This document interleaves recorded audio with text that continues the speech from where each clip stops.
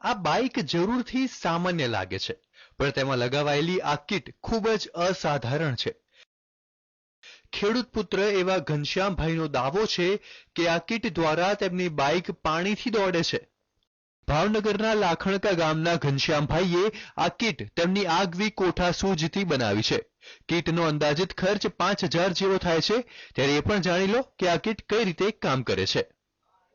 આ કિટ જેમાં છે એક વોટર ટેન્ક, સાથે જ રહેલી છે કેટલીક ધાતુની પ્લેટ.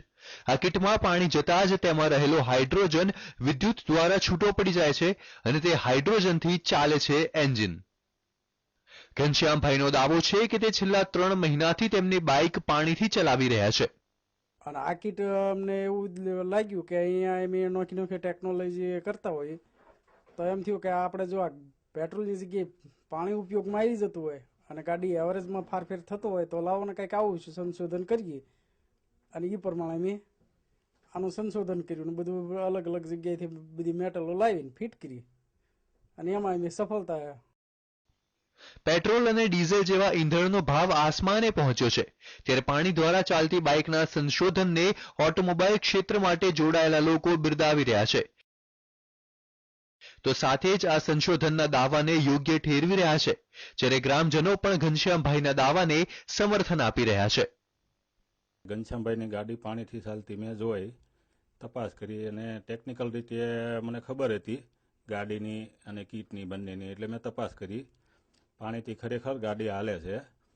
પાણીની અંદર મેટલ આપીને પાવર આપવાથી વિદ્યુત વિભાજન થઈને H2O છૂટો પડે, હાઇડ્રોજનના 2 ભાગ અને 1 ભાગ ઓક્સિજનનો, અને હાઇડ્રોજન ગેસથી ગાડી ચાલે છે. અમે અને કલ્પના પણ નહોતી કરી કે આ ગાડી પાણીથી ચાલે છે, પણ પ્રત્યેક આવીને નજર કરીને જોયું અને પછી આપણે પોતે મેં બાઇક ચલાવીને જોયું ત્યારે ખરેખર અહેસાસ એવો થયો કે પાણીથી આ લોકો ગાડી બહુ વ્યવસ્થિત અને સારી રીતે ચલાવી છે. નવાઈની વાત તો એ પણ છે કે પાણીથી ચાલતા બાઇકની એવરેજ પણ ખૂબ જોરદાર છે.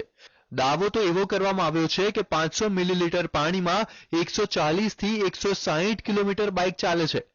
ઓટોમોબાઈલ ક્ષેત્રના શિક્ષણવિદો માને છે કે આવનારા સમયમાં ઈંધણની અછત સર્જાવાના કિસ્સામાં આ સંશોધન ખૂબ જ મદદરૂપ થઈ શકે તેવું છે.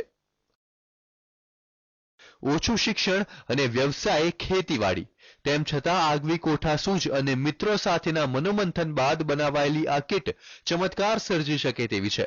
પાણીથી બાઇક દોડાવવાનો દાવો કરનારા ઘનશ્યામભાઈના સંશોધનના ભાવનગર પંથકમાં ખૂબ વખાણ થઈ રહ્યા છે. આ સંશોધન પાછળ જો હજી વધુ મહેનત કરવામાં આવે તો ખરા અર્થમાં દેશભરમાં ઓટોમોબાઈલ ક્ષેત્રે ક્રાંતિ સર્જી શકાય તેમ છે. અજીત ગઢવી, TV9, ભાવનગર.